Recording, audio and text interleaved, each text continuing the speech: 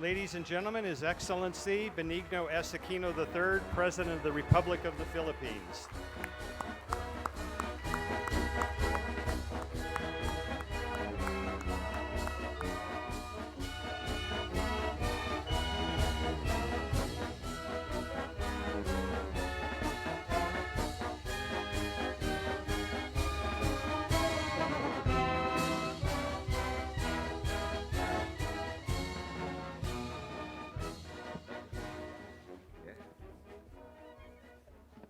And now Forbes Chairman and Editor-in-Chief Steve Forbes will take over and start a meeting of the minds.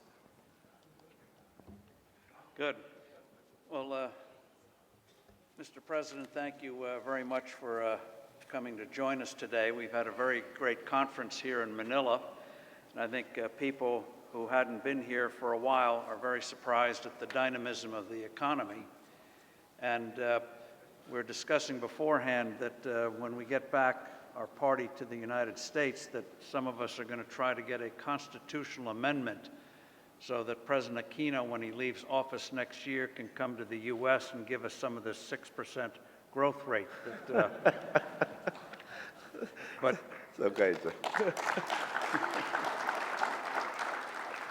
But Mr. President, in recent years, there's been a great breakthrough in growth rates in the Philippines that really hasn't been seen in decades.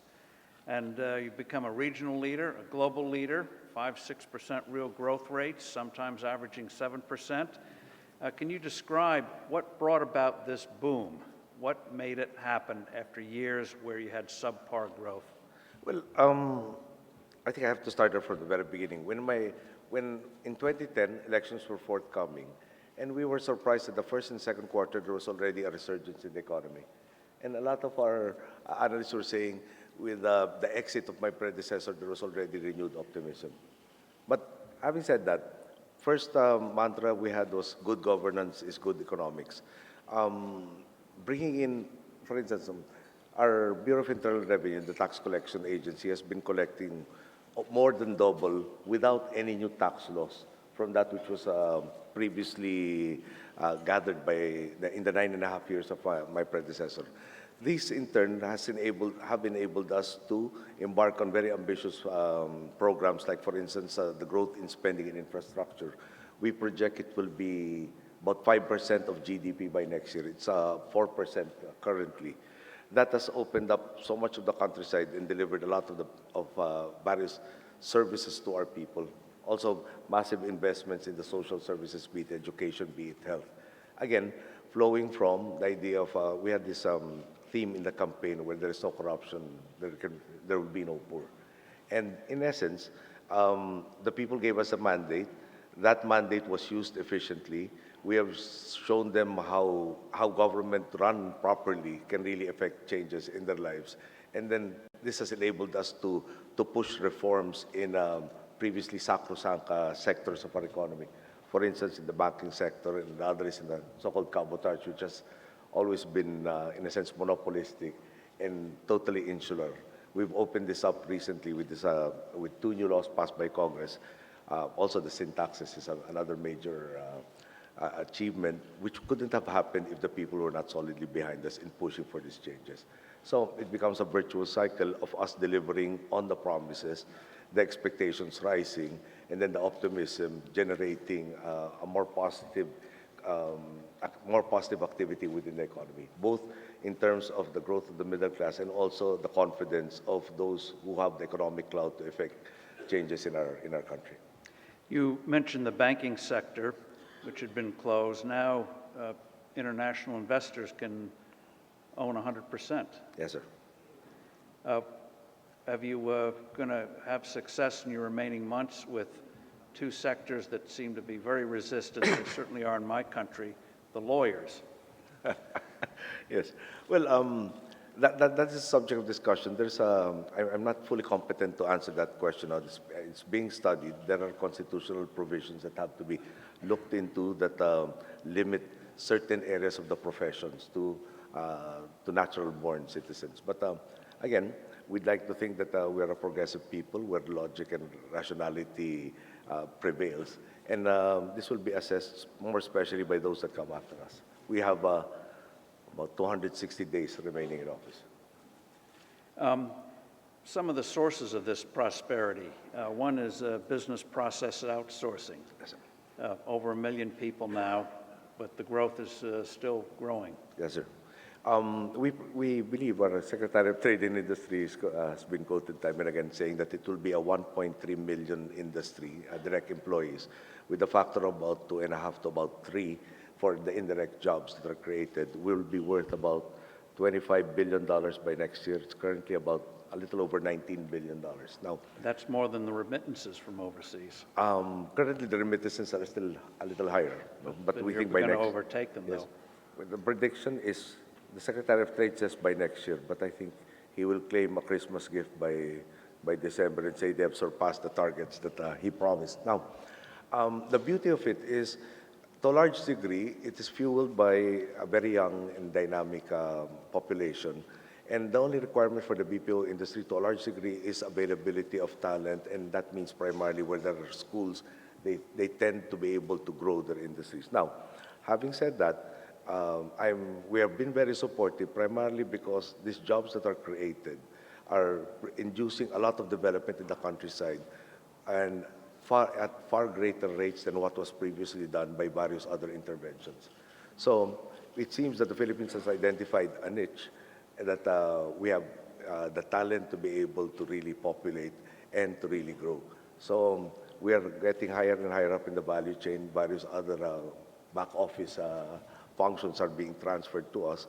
We are getting in turn known by other countries that did not see us on their map. So we think that this is an industry that has grown tremendously, but still has so much potential, especially for all the other outlying areas besides the current hotspots of Manila, Davao, and a lot of the other urban areas. Two areas where you seem to have what we call low-hanging fruit. One is tourism. Even though you've had growing tourism, the potential is enormous, if you could discuss that. And then also manufacturing, particularly in electronics. Perhaps tourism. When we started out, agriculture, tourism, infrastructure were the low-lying fruits that were identified. Tourism in particular doesn't need a lot of investment in terms of educating those who will participate in this particular industry. So again, the focus is how to provide maximum opportunities for all our people at the quickest possible time. So towards this end, for instance, if I can cite, domestic tourism targets were like 36 million annually. That was for 2016. But in 2011 or 2012, we actually surpassed that number already. The current target is 56 million tourist figures. In foreign tourist arrivals, we may be somewhat short of the original target, but we were close to 5 million last year. We started out at about 3 million tourist arrivals annually. We think at least 6 million by next year. And the lifting of both the EU ban on our carriers and also the regaining of the Category 1 status with the FAA undoubtedly will help grow these numbers. There are, shall we say, new markets that are coming in that previously did not also know us. Cruise ships, I think, are back in the country, where previously we were not part of the cruise lines itinerary. With regards to manufacturing was always a dream, but we recognize that our electricity rates are not very competitive. But even given this factor, there has been a growth of about 8% annually for the past 3 years or so. And not just new manufacturers, not just expansion of those that are already here, but what is really most exciting is there are 2 firms that I know of that want to set up research and development facilities within the country, and they are both major concerns in the respective areas. I'm being signaled that I should not name the companies because they may have failed to reveal yet, or they have yet to reveal to the SEC their plans. So, but the bottom line is they see in us in potential, again, back to our people, that they asked us, can you provide us both people with master's or doctoral degrees in the engineering sciences? And they cited a particular number.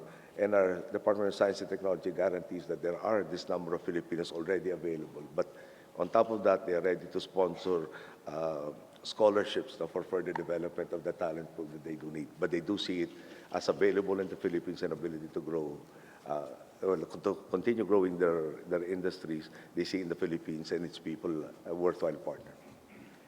You have a very large youthful population, which is unusual in the world today.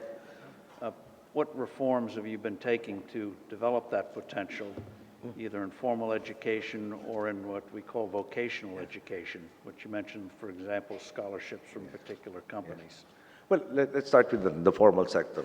A case in point is there's a professor in the Bicol State University that's in south of Metro Manila by the name of Dr. Arboleda. He developed a genetic material coming from the coconut husk, which has replaced concrete in various applications, and actually is being used worldwide. Now, the main thing that he contributed was he asked, our university is situated in a region where the primary industry involves the coconut, but all of our studies deal with rice and corn, which are irrelevant to the communities we serve. So one of the reforms that we have asked the state universities and colleges is to make yourself more relevant to your various communities. The other aspect that they are helping us address is that we have a web portal called PhilJobNet. When we started out, it lists job opportunities and it lists applicants for all of these vacancies. What was surprising was like in one particular year, or month rather, there were 200,000 openings for about 100,000 applicants. And I asked why is this the case, and primarily there was a skills mismatch between job opportunity and the skills availability. So again, the education sector has been tasked to, in connection with the Ministry for Labor and the various other agencies under the economic cluster, to talk with industry and map out forecast in a 2-year span, in a 4-year span, in a 6-year span, what will be the jobs that will be available at that point in time. The condition when we started out was so many Filipinos were entering college education hoping to join the hot industry at the time that they enrolled, only to find out that the hot industry was no longer hot by the time they graduated. A case in point would be nurses. So instead of being reactive, we wanted to be proactive. That was one aspect. The other aspect in the vocational sector, we started out with something like job placement of about 28-point-something%. Is defined as finding a job within 6 months after graduation. Currently, the average is about 71.09% placement or job placement within a 6-month period after graduation.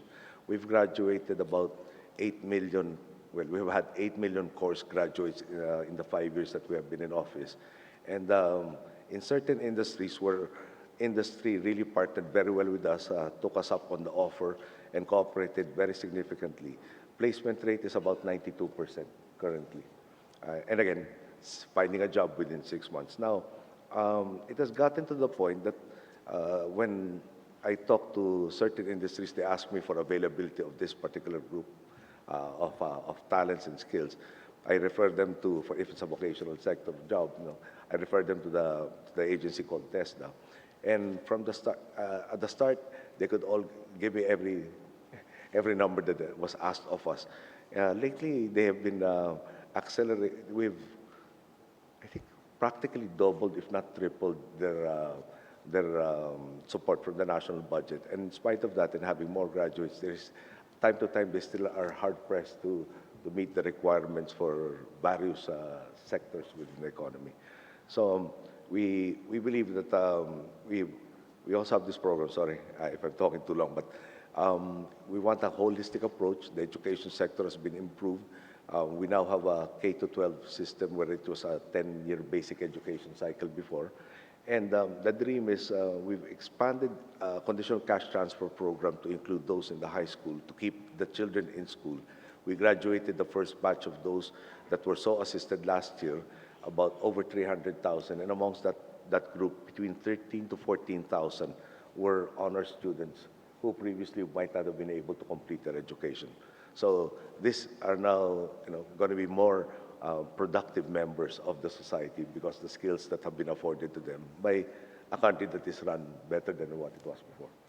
So how would you sum up the attractions for foreign direct investment in the Philippines? What would you tell the executives here? Well, we started out about $1 billion. It's now about $6 billion the last time we're reckoning 600% growth.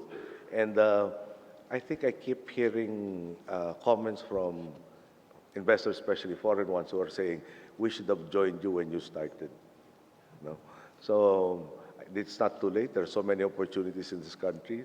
We have so many potentials that have yet to be tapped in so many different sectors. So I guess in a sense, there will be less risk, optimism, hope, rather than more actual figures that will say that it is really more fun, not just to visit the Philippines, but to do business in the Philippines. Two areas that have been of concern. One is corruption, and the other is security. On the corruption side, you made it a key part of your platform when you ran in 2010. And tell us the progress you've made, including the Chief Justice of the Supreme Court. Well, first, in our system, we have an ombudsman who's supposed to watch all members of government and anybody who participates in a government transaction. The first one that we inherited seemed to be sitting on all the important cases. This person actually underwent an impeachment process in our House of Representatives and resigned before trial commenced in the Senate. The Chief Justice of the Supreme Court violated the Constitution and by his own admission admitted that he did not reveal all of his assets. And this was borne out in the trial in the Senate, and he was impeached and removed from office. My predecessor is currently under hospital arrest, facing 2 charges, one on plunder and one on electoral fraud. Several ranking senior politicians actually have also been arrested and detained. Only one of the 3 top ones is out on, they say, a humanitarian consideration. The bottom line is, I think our people are convinced that where previously there were people or sectors or groups beyond the pale of the law, now everyone is being made to account for their actions, or whether it was incorrect or illegal or lawful. Now, that was considered not a possibility in previously. So we are very serious. We have installed a Supreme Court Chief Justice who will serve a total of about 18 years. So we'll have all the time to be able to reform our judicial processes. And we also have currently an ombudsman, a former Associate Justice of the Supreme Court, who has actually gone after a lot more of those that were previously considered sacrosanct and invulnerable to being made to account for their actions. So I keep stressing to those in our those agencies that are directly involved in ferreting out all of these wrongdoings, that the key to success is not filing cases, but actually getting convictions. And I'm convinced that they are exerting everything that is in their power to make all of this who are done wrong by our people to be made to account for their actions. Now, just to give you an idea, what is corruption's cost to us? No? Some countries will talk about leakages, but in certain instances, the allegation is that all that was spent actually evaporated. 100% was utilized, not for the project or program or that was supposed to be implemented, but wound up in the pockets of people who had control over these funds. And on the security side, Sorry. Yes. the headlines don't seem to reflect the reality. Well, our media, like any other body, any country's media would want to have something that is sensational. We admit we have problems, but I don't think our problems are disproportionate to any other country of our size and our particular status. Most of the kidnappings happen in the part of the country, the southern part of the Philippines, where we are in the process of trying to forge a peace agreement with the major secessionist group. And it has already reached a stage that there is a law that will implement all of the agreements, which is pending before our legislature. Hopefully it gets to be passed soon so that they can demonstrate the difference of governance that can be wrought by a difference of system that they want to implement there. The previous one was so subject to abuse by a person who once assumes power, thinks of himself as the supreme warlord in the area. So That is one aspect of it, handling the political side. The other aspect is we are in the process of modernizing both our armed forces and our police, and getting them the equipment, the training, and the necessary personnel to effect the security considerations for this country. So again, it would be wrong to say that there is no crime in the Philippines, but I think our crime situation is being addressed. There has been quite a substantial reduction of what they call index crimes, but we are not stopping our efforts to make us as crime-free as possible. But we do have the same threats as anybody else, drug cartels trying to penetrate our country, either as to sell it to us or as transshipment points. The new white-collar crimes of identity theft is also a work in progress in terms of addressing, and so on and so forth. You mentioned earlier about the things you're trying to do in infrastructure, which is a huge challenge for future growth. Can you go over with us? You have a program of private-public partnerships that had a little hiccup this year, but you seem to you think those hiccups have been dealt with, and that real resources, not just from the public sector, but also from outside capital, is going to move ahead. And if you could just touch on some of the things you're doing. You have a major railroad project, airport expansion, and highways. Can you? Well, again, let me just try to sum up all of the thoughts that we had to deal with.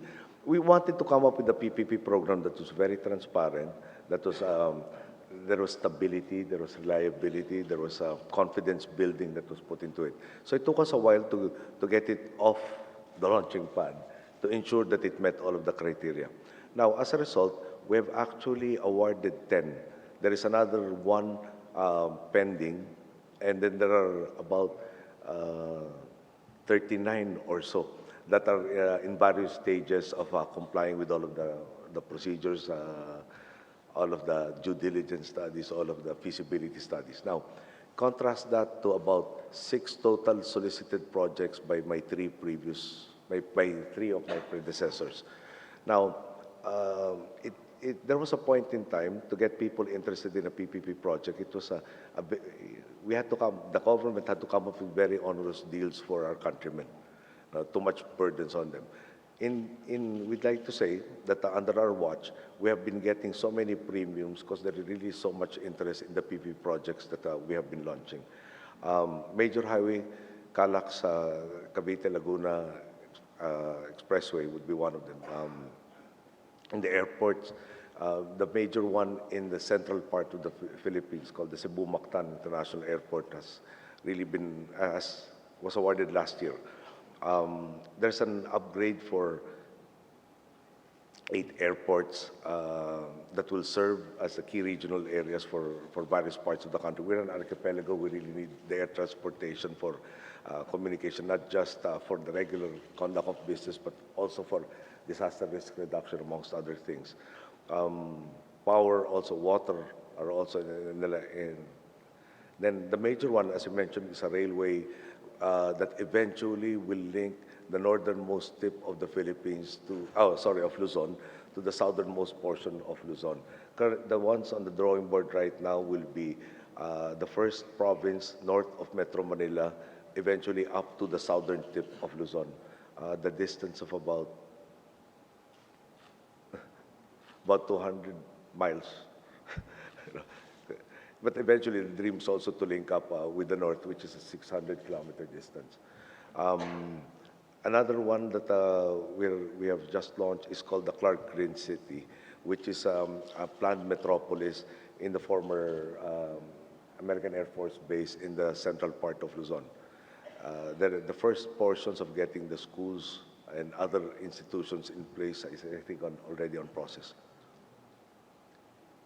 Of course, developing infrastructure is critical for tourism and for getting foreign direct investment, particularly in the area of manufacturing.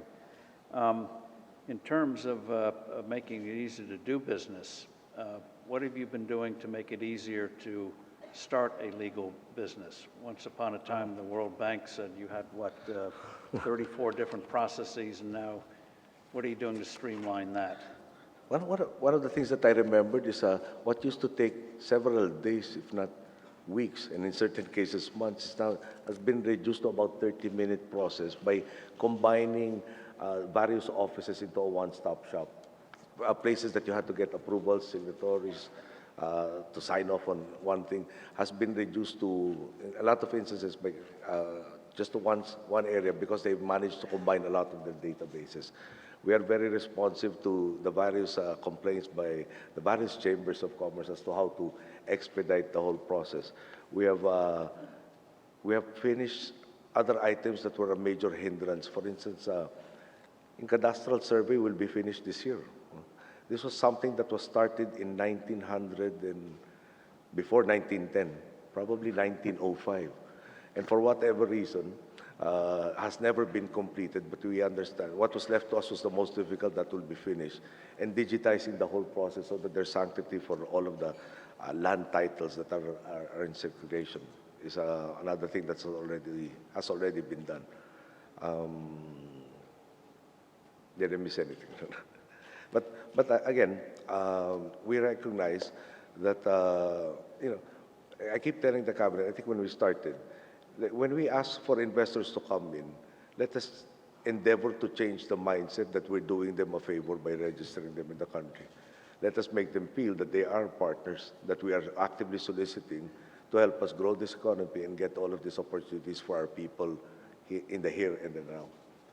One of the areas that, in terms of economic performance here, stand out is that in the time of currency turbulence, the pesos come down a little bit against the dollar, but not very, very impressive strength compared to neighbors such as Indonesia, Malaysia, and others. What are you doing to keep that kind of currency stability, which is very good for investors to know that they're not going to have a wild inflation? Yeah. Well, I guess part of it is all of us have learned the lessons from 97 and 2007. But more importantly, I think I have a very good economic cluster that has so far given me all of the right predictions and said, let us try to be immune from things that, let's try to insulate ourselves from those that promote all of these vagaries and turbulence. For instance, we are not a resource-dependent economy to the same degree that some of our neighbors are in, wherein your growth is so much dependent on the growth of the final consuming entity. Even as we recognize the contributions of our overseas foreign workers, no? The mantra that I have been telling them is, can we depend on this as a continuing resource for our economy when they will be subject to the growth or the stalling of the economies of the host countries? So there has been that conscious effort to insulate ourselves to a large degree from things that are beyond our control and kind of extremely difficult to predict. So we have concentrated on growing our middle class and giving all of the opportunities to our people that we can find and maximize to offer them and to provide them this. Then I think we're very prudent in terms of also of borrowing. In the era of a very liquid situation, we did not pounce on borrowing everybody who was in a capacity to lend us. But each borrowing really had to have a significant output. We have this investment, or we're going to take this particular cost. What is the output that will generate to the common good? And if that cannot be demonstrated, then we will not undertake this particular loan. I guess I'm very conservative in terms of handling the people's funds. That's why we need you in Washington. The amazing thing is, by the way, that the debt of the Philippines, of the Filipino government, as a proportion of GDP, has come down quite dramatically in recent years. Then, again, I think it's a virtuous cycle. Spend on that which really redounds to the common good, produces the expected common good, increases the revenues the government can take, diminishes the need to borrow to balance the budget. What do you see happening now with the Philippines and the Trans-Pacific Partnership negotiations, which were recently completed? Your country's exhibited an interest in becoming part of that. How do you see that moving forward? Well, we think we really want to participate in it. No? We are not in the first group that was invited in it. We have been invited, in a sense, no? Afterwards. But for instance, America continues to be one of our biggest trading partners. No? Number 3, I think, currently in terms of trade. The bottom line is we are used to dealing with you. The rules seem to be very clear. Everybody would want to have an increase in their potential market. So why not deal with those that you have already, where there is stability in the relationship, where, again, you can expect that the assumptions are valid rather than going in somewhere where the gains are potentially very large, but at the same time the risks are undetermined or unknowable. So joining TPP does make very good sense to us, especially because of those who are already in it, who we find ourselves, shall we say, in very close alliances with in so many different fronts. No? Japan comes to mind, Vietnam comes to mind, and other countries. In terms of the U.S.-Filipino relationship, how would you describe it on the economic side and then on the strategic side? On the economic side, some of the figures that were shown to me, for instance, is of the roughly about 5 million tourists, over 600,000, close to 700,000 came from America, number 1. Number 2, again, third in terms of being the largest trade partner. Probably 4th consistently in terms of overseas development assistance. On the strategic side, again, when we only have 2 strategic partnerships currently. One is with America and the other is with Japan. And amongst the grounding of this is shared values, shared principles, shared outlooks. And I think there is, again, a lot of commonality between how the American people and I think the Filipino people would want to deal with each other and govern themselves. So having a close relationship that has been borne out by countless decades, you know, of being there for the other, I think is a very valuable asset for both countries that can be further strengthened to meet the common goals. Well, perhaps when we get a new president, that relationship can be strengthened even more. I can say that, you can't.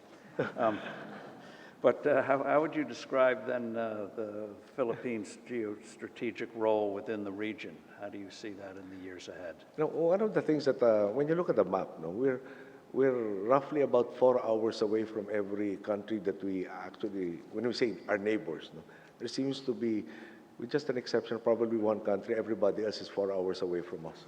So we're close enough to be relevant, and I guess there's a little buffer also that there is no automatic infection if there is issues with if we were a country that had a land border with somebody else. No?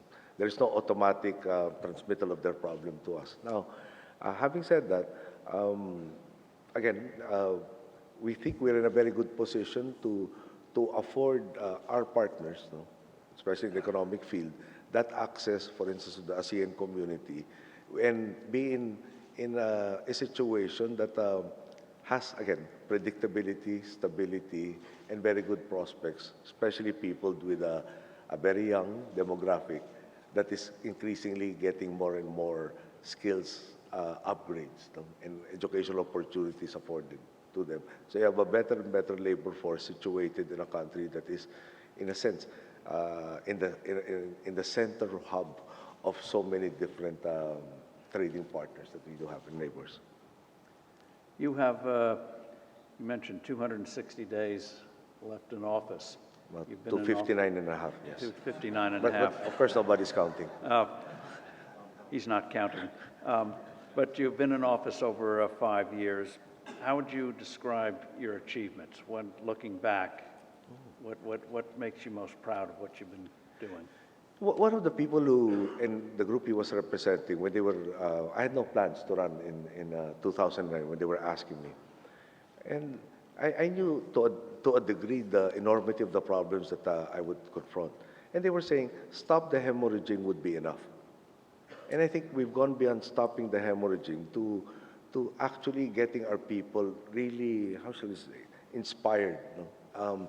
Whereas our primary ambition before we started in office was how to get out of the Philippines.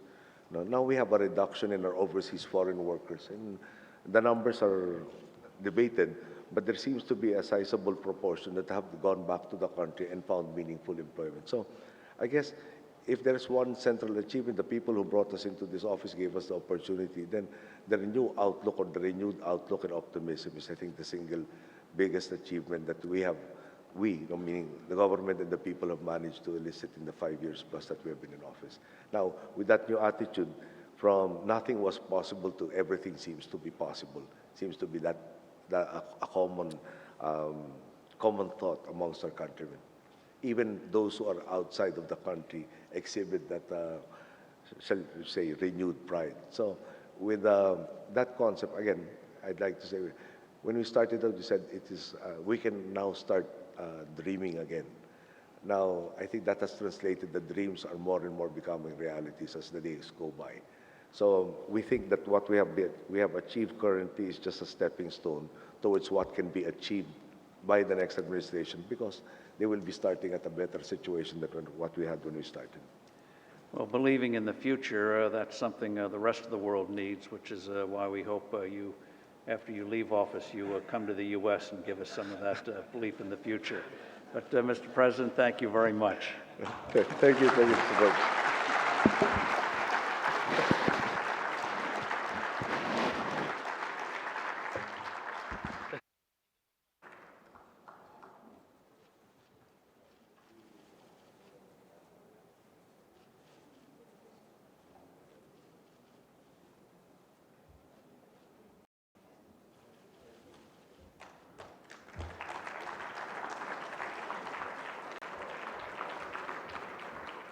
Well, thank you, Mr. President, and Steve Forbes, for a wonderful finish to a great program. I've asked that you please be seated while President Aquino takes his leave.